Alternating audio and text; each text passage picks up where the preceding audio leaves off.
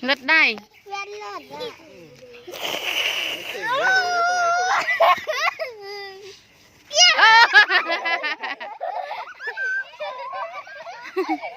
mau rất làm cơ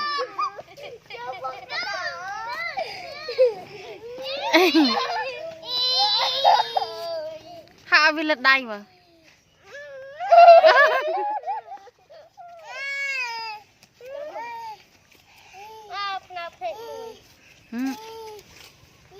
hay lên lật đây ấy này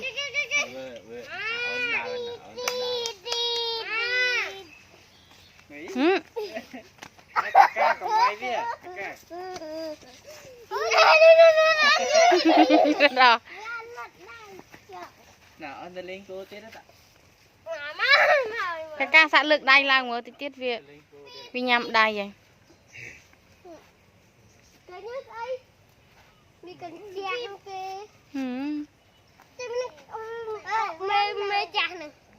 câu viên mình vì sao trẻ tới vì lật này lật răng lừa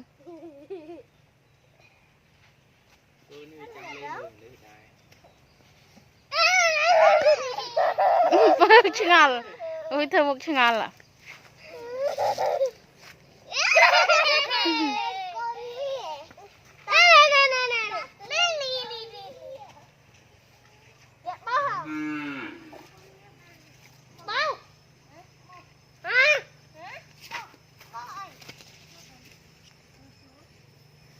lực lắm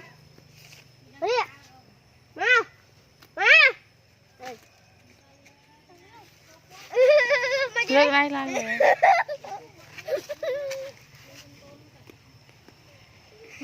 đây.